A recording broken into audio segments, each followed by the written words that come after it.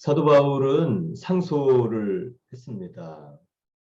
일반적인 상소의 이유와는 다르죠. 로마에 가야 하리라. 로마에서 복음을 전도하여야 하리라.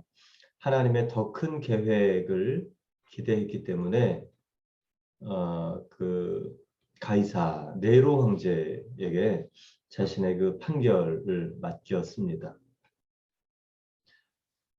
그 일이 있은 후에 13절에 보면 아그리빠 왕과 베니게가 베스도에게 문안하러 가이사랴에 왔죠.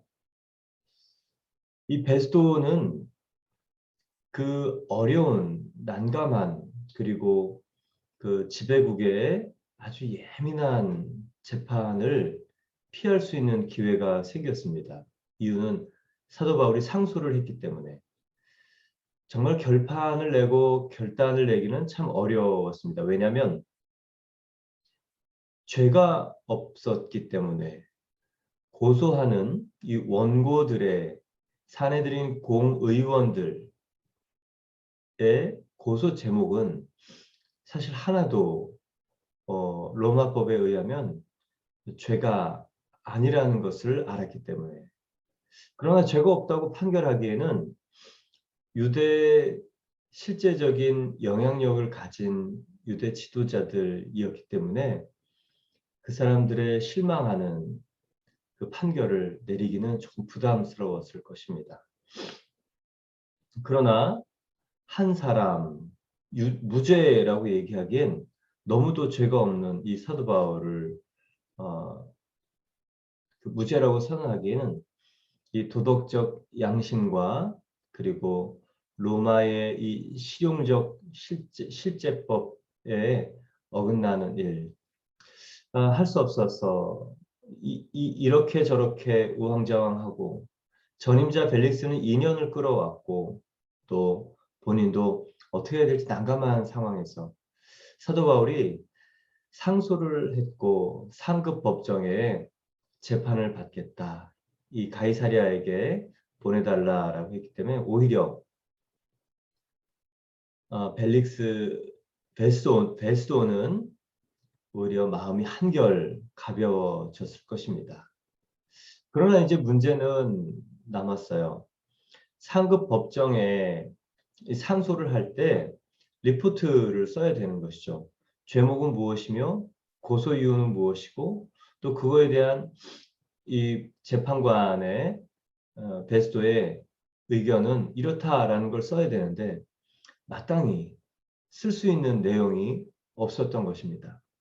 상급 법정 특별히 가이사에게 이 재판을 상소하면서 리포트를 정확히 써내지 못하는 것은 베스도에게는 어려운 일입니다. 마침 그때에 유대법과 유대사회에 정통한 사람이 찾아온 것입니다. 그 사람이 누군가? 아그리빠 2세입니다. 오늘 수일 후에 아그리빠와 베니게 이 부부 사이예요. 근데 부부 사이지만 사실은 남매 한 살 차이의 남매 사이입니다. 그런데 이렇게 이 뭐 정략 결혼 또 이혼 또 이런 관계 또 재혼 여러 가지 좀 복잡한 가정이에요. 이 헤롯 왕가 이 아그리빠 2세가 베스도를 문안하러 온 것입니다. 아그리빠 2세는 그 아버지 아그리빠 1세처럼 친로마 성향이었고 또 지배국 로마가 이 나라의 전통을 보호하며 또 허수아비 왕이지만 그 왕을 통해서 지배국에 대한 관대한 이 정책을 보여주기 위해서 아그리빠 2세 왕도 세워놓고 그리고 권력 분산을 위하여 사내들인 공의회도 만들어 놓고 정말 다양한 정치 장치를 만들어 놓은 일이 있었죠. 그래서 왕임에도 불구하고 총독을 아련하려 이 가이사랴에 왔던 것입니다. 예, 여러 날 있었는데 베스도가 마침 이제 상의할 임무를 찾은 것이죠. 14절에 보면 여러 날 있더니 베스도가 바울의 일로 왕에게 구하여 이르되 벨릭스가 한 사람을 구류하여 두었는데 내가 예루살렘에 있을 때에 유대인의 대제사장들과 장로들이 그를 고소하여 정죄하기를 청하매 내가 대답하되 무릇 피고가 원고들 앞에서 고소 사건에 대하여 변명할 기회가 있기 전에 내주는 것은 로마 사람의 법이 아니라 하였노라. 그러므로 그들이 나와 함께 여기 오매 내가 지체하지 아니하고 이튿날 재판 자리에 앉아 명하니 그 사람을 데려왔으나 원고들이 서서 내가 짐작하던 것 같은 악행의 혐의는 하나도 제시하지 아니하고 예, 그동안에 이 과정을 쭉 얘기합니다. 부임 후 3일 후에 예루살렘에 올라간 것, 예루살렘에서 첫 번째 그 실제적 리더들과의 접견 첫 번째 이슈가 사도 바울의 재고소 사건이었다는 것, 그리고 7, 8일 동안에 곳에 지내고 다시 내려와서 재판을 가이사랴에서 했지만 고소 내용이 사실이 아니라 죽일 죄가 없었다는 것을 확인했다는 것을 그동안의 히스토리를 아그리빠 왕에게 이야기합니다. 그리고 오늘 19절에 보면 아주 중요한 내용이 나옵니다. 오직 자기들의 종교와 또는 예수라 하는 이가 죽은 것을 살아있다고 바울이 주장하는 그 일에 관한 문제로 고발하는 것 뿐이라. 예, 베스도가 찬찬히 면밀하게 그 일을 살펴보니까 고소 내용이 다 죽일 죄가 아니고 그 고소의 내용의 핵심 이슈, 이 사내들인 공의원들과의 이 차이가 나는 고발 이유가 무엇인가 봤더니 종교적인 내용이고 그 종교적인 내용 안에는 예수라 하는 이가 죽은 것을 살아있다고 하는 바울의 부활에 관한 주장이다. 이건 아무 일도 아니네. 죽일 일이 아니네. 한 사람이 죽었다고 살아나는 저 이상한 우스꽝스러운 또 미치광이의 그런 이야기인데 저거는 죽일 죄가 아니다라고 베스도가 얘기합니다. 베스도 입장에서 보면 그냥 웃기는 일인 거죠. 부활이 이성적인 사람 그리고 이 사회 체제를 유지하는 이 합리적인 판단을 해야 하는 사람에게는 아무 일도 아닌 거예요. 웃기는 일인 거예요.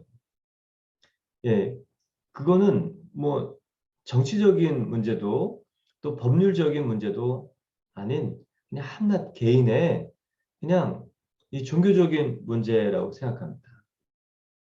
근데 이것을 바울의 입장에서 보면 목숨을 거는 일입니다. 이 부활에 대한 태도가 너무 다르죠. 바울은 부활 사건을 자기의 모든 기득권과 학식을 접고 바꿀 만한 중요한 일이었습니다.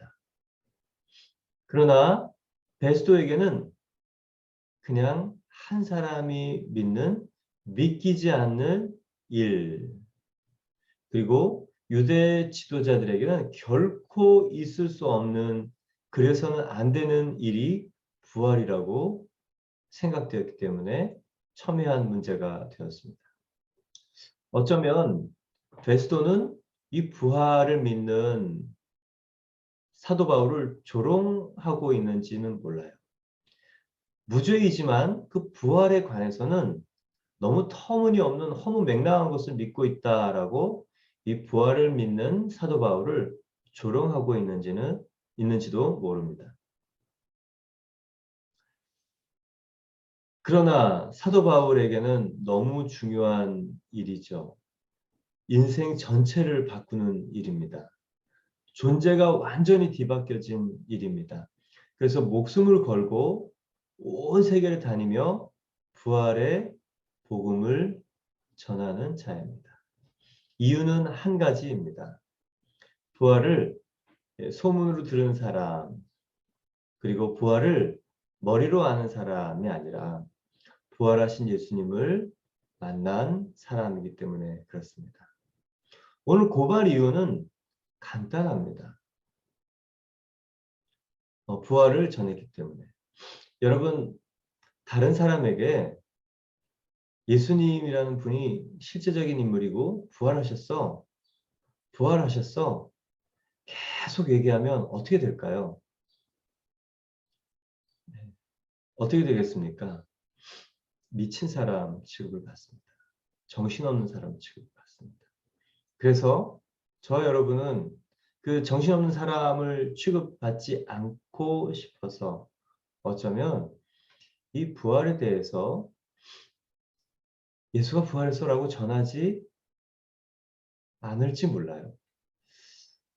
그거는 부활이 머리에서 가슴으로 내려오지 않은 증거일 수 있습니다. 부활이 너무도 사실이면 그것을 전하지 않을 수 없지요. 예수가 부활했어. 예수가 부활했어. 한 사람에게 10번만 얘기해 보면 너 왜 그래? 너 미쳤구나. 정신 좀 차려. 반드시 얘기가 나옵니다. 근데 그때부터가 진짜 전도예요. 예수가 부활했어. 그게 사실이야. 야, 너 그 말도 안 되는 소리를 자꾸 하고 그래. 근데요, 예, 오늘 조롱당하는 거거든요. 사실은. 저건 죽일 죄가 아니고 정신없는 죄야. 병원에 갈 죄야. 근데 사도 바울을 보면 너무도 신중하고 너무도 명석하고 너무도 분명한 이 변론을 합니다. 여러분, 우리가 사회에서도 바르게 이성적으로 또 도덕적으로 살아야 되지만 꼭 해야 하는 일이 있어요. 다른 사람한테 해야 할 말이 있습니다. 그것은 무엇이냐? 예수님이 부활하셨어 라고 정확하게 직접적으로 확신 있게 계속적으로 이야기하는 거예요. 그럼 사람들의 반응은 딱 한 가지입니다. 듣기 싫어. 너 미쳤구나. 그만해. 너나 믿어. 그 사실도 않은 일을 왜 그렇게 붙들고 있니? 네, 여러분, 예수가 부활했어. 예수님이 정말 부활하시고 지금도 살아계셔. 그분이 성령을 통해 이 안에 계셔. 여러분, 멀쩡한 사람이 그 얘기를 하면요, 조롱받습니다. 근데 그 이야기를 해야 사실은 전도의 그 시작이 되는 거예요. 자칫 많은 사람들은 그것은 너무 촌스러운 방법이고 너무 직접적인 방법이고 너무 부담스러운 방법이고 그리고 포장재가 필요하다고 생각합니다. 그래서 이렇게 저렇게 삶으로 얘기를 해야지. 여러분, 그게요, 사탄이 속이는 방법이에요. 전도는 삶으로도 해야 됩니다. 당연하죠. 근데 그게 사단의 전략이에요. 네가 먼저 그렇게 살아봐. 그게요, 공로주의와 율법주의로 갈 수 있어요. 선행, 공로주의, 너는 그게 안 되니까 부활을 이야기할 자격이 아직은 안 돼. 라고 얘기하는 것은 사단의 거짓 송사입니다. 내 비로 다 성경 말씀대로 살지 못해. 그런데 이 성경이 다 사실이야. 나도 그 삶을 살고 싶고 또 그 삶을 향해서 나가고 있어. 그 이유가 바로 부활하신 예수님을 만났기 때문이야 라고 예수, 부활 얘기할 수 있는 것이 부활하신 예수님을 만난 사람들의 삶입니다. 저는 저희 교회 한 분 한 분이 이 부활에 대해서 다른 많은 성도들보다, 교인들보다, 교회의 교인들 믿는 분들보다 정확히 설명할 수 있길 바라요. 부활에 대한 깊은 그리고 많은 내용들이 있길 바랍니다. 왜냐하면 부활은요, 부활이 없다면 우리에게 새로운 삶의 영생의 기회가 안 주어져요. 십자가는요, 죄를 탕감받는 겁니다. 그렇지만 영생을 주시는 것은 부활이에요. 생명을 주시는 건 부활이에요. 이 땅에서 하나님 나라를 이룰 수 있도록 우리에게 이 영원한 생명을 주시고 하나님 나라의 자녀 삼으시는 것은 바로 부활입니다. 그래서 부활이 이 십자가의 완성인 것이죠. 그리고 부활은요, 하나님 나라의 영생을 우리가 참여할 뿐만 아니라 그것을 힘껏 이룰 수 있는 예수 그리스도의 권세를 주시는 거기 때문에 너무 중요합니다. 그래서 서빙고에서 예전 이 일대일을 강의할 때부터 부활에 대해서 많이 얘기했어요. 제 인생에 이 많은 것을 바꿨기 때문에.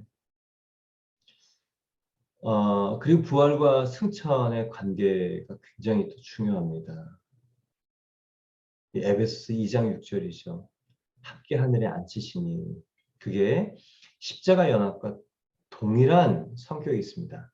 여러분, 우리는 십자가에서 죽었어요. 예수님이 죽었을 때 나도 함께 죽은 것입니다. 2000년 전에 동시적으로 죽었어요. 그리고 현재에도 죽었어요. 앞으로도 살아날 가능성이 없는 옛사람의 이 죽음이 동시적, 현재적, 그리고 계속적인 것처럼 보좌연합, 부활로 말미암아 이 보좌연합도 2000년 전에 이루어졌어요. 동시적이고 현재적이에요. 앞으로도 계속적인 이 통치의 권세가 주어지는 것이 바로 이 부활로 말미암아 우리에게 생긴 것입니다. 성령이 우리 안에 쑥 들어왔죠. 그래서 저희 주화그리스도교회 한 분 한 분은 부활에 대해서 직접적으로 예수님 부활, 나는 십자가에서 죽었어. 그리고 예수님의 생명으로 내가 부활했어. 왜냐하면 예수님이 실제적으로 부활했기 때문이야 라고 여러분 강력하게 얘기할 수 있기를 바랍니다.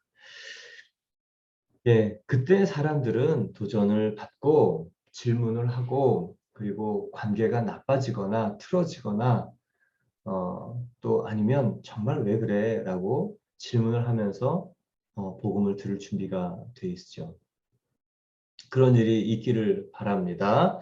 이제 20절을 보면 내가 이 일에 대하여 어떻게 심리할지 몰라서 바울에게 묻되 예루살렘에 올라가서 이 일의 신문을 받으려느냐 한즉 바울은 황제의 판결을 받도록 자기를 지켜줌으로 호소하므로 내가 그를 가이사에게 보내기까지 지켜두라 명하노라 하니. 예. 그래서 이게 죽일 제목이 아니고 어떻게 판결을 해야지 몰라서 다시 예루살렘으로 돌아가서 거기서 판결을 받겠느냐라는 사내들인 공의원들의 음모로 인한 이 청탁이죠. 호의. 그것을 제안을 했는데 사도 바울은 분명히 알았어요. 아니다. 그것은 음모가 있다. 로마에 가야 하리라. 그래서 항소해서 로마에 가기로 되었다까지 이제 아그리파 2세에게 얘기한 것입니다. 이제 아그리파 2세가 22절에 얘기합니다. 아그리파가 베스도에게 이르되 나도 이 사람의 말을 듣고자 하노라. 베스도가 이르되 내일 들으시다 하더라. 예, 사도 바울이라는 사람이라고 얘기를 했을 땐 별로 관심이 없었어요.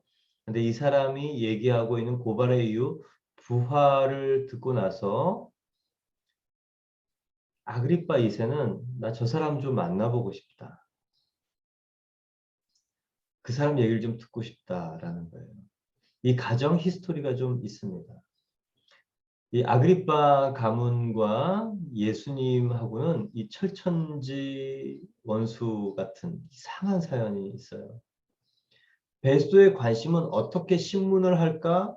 어떻게 상급 법정에 이 타당한 보고서를 쓸까? 그 내용의 핵심을 잡을까였지만 이 아그리파 2세 이 왕에게는 그것을 넘어선 이 가문의 무슨 원수 같은 이슈가 있어서 보고 싶어요. 왜냐하면 그 아그리파의 할아버지 헤롯 대왕입니다. 헤롯 대왕은 예수가 부활했다라고 바울이 얘기하는 이 예수의 이야기를 듣고 두 살 이하의 유아를 학살한 유아 대학살한 존재가 바로 아그리파 대왕입니다. 또한 아그리파 대왕은 사도 요한의 목을 참수했어요. 기억나시죠?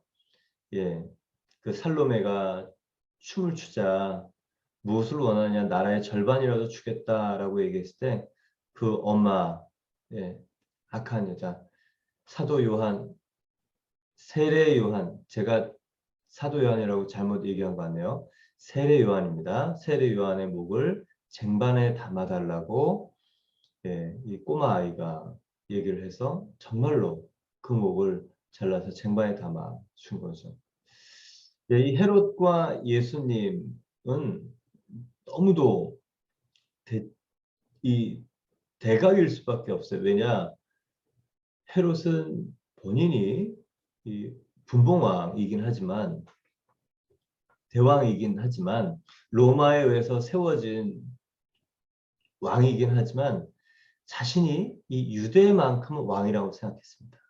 예수님이 유대인의 왕이라고 별을 보고 쫓아온 동방 박사들이 얘기했기 때문에 못 견디는 거죠.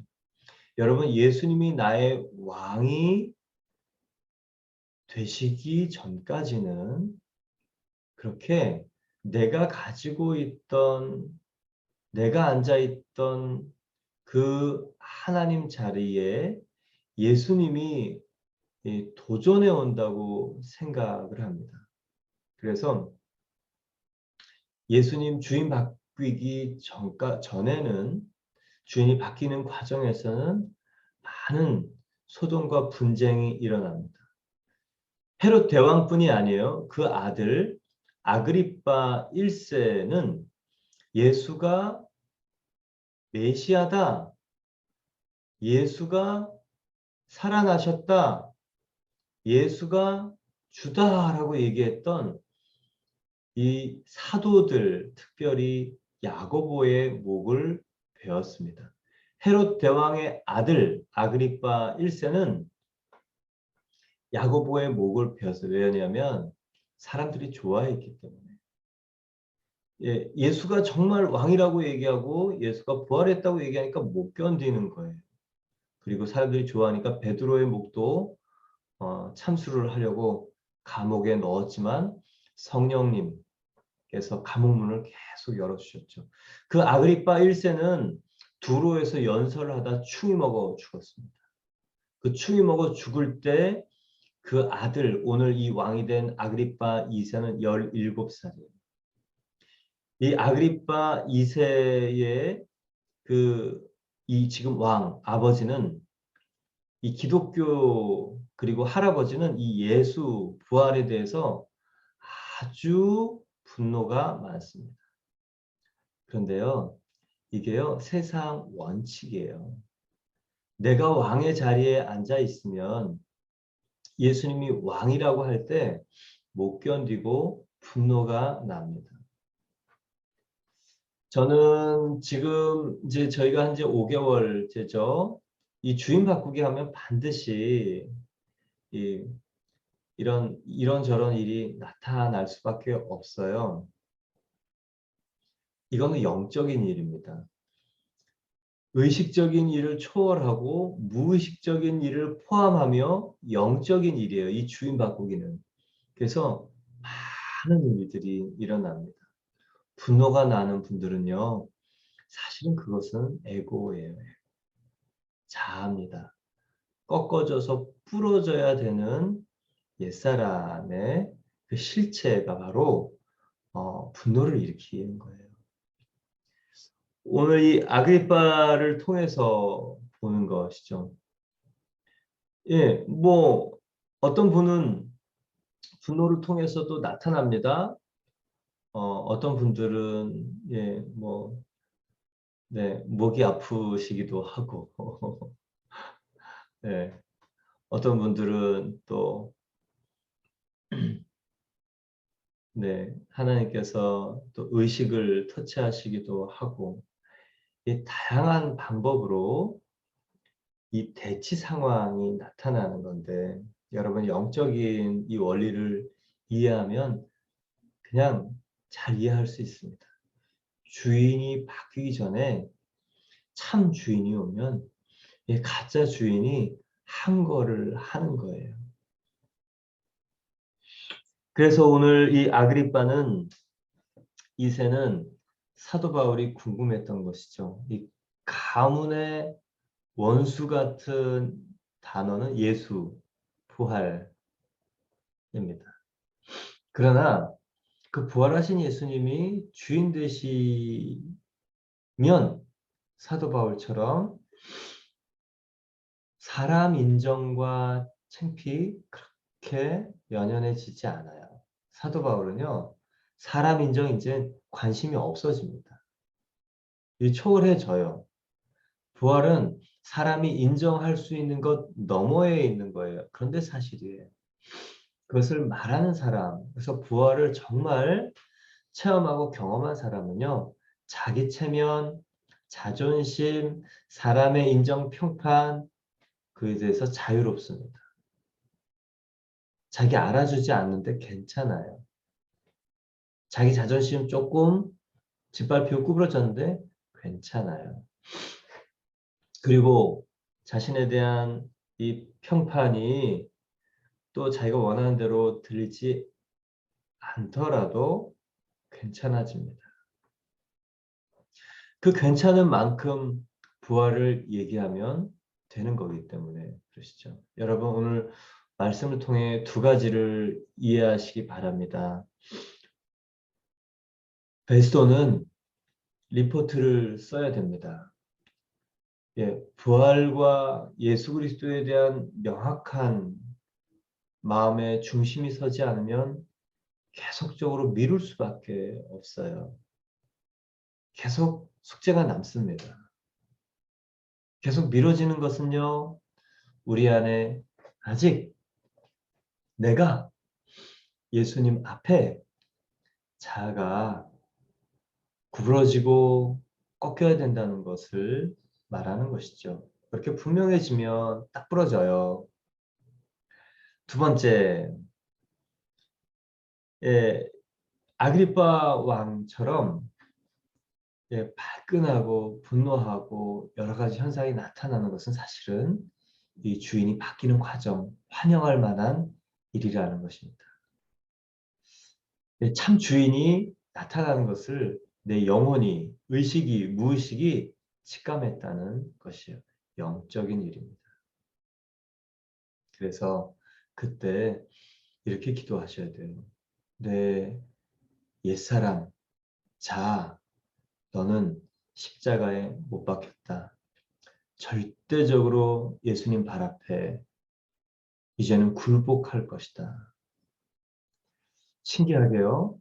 이 영적인 일은 의식으로도 무의식으로도 그리고 육신의 고통으로도 또 마음의 불안으로도 또 감정으로도 나타나요. 그 모든 일 해결할 수 있는 한 가지 방법은요. 예수님이 부활하신 그 사실 앞에 내가 엎드리고 무릎 꿇고 그리고 그분이 나의 주이시다라는 주인 바꾸기에 대한 철저한 이 고백 이후에 하나님이 정말 그것을 믿게 해주신 인처짐이 있으면 입술의 고백이 아니고 정말 존재의 고백으로 변하게 됩니다. 그러면 평강이 있고 그러면 사람들의 이 평판과 자존심과 그리고 여러 가지 일에 자유로운 그런 사람이 되는 거예요. 왜냐? 나는 죽었기 때문에 그리고 부활하신 예수님이 나 대신 내 안에 사시기 때문에 그런 것이죠. 오늘 저 여러분 월요일 시작하면서 또 한 주간 여러 가지 일들이 나타납니다. 여러 가지 일들 속에 예수님이 나의 주인 되시려고 하는구나를 깨닫는 여러 가지 이 사건, 사고, 소요, 분쟁, 그리고 마음, 또 의식과 무의식 여러 가지 속에 여러분 납작 완전히 죽은 자로 여기고 또 그 부활이 내 영혼에게 정말 이 깃발이 꼽혀지는 예수가 주 되시는 사건 되기를 축원합니다. 함께 통성으로 기도하겠습니다.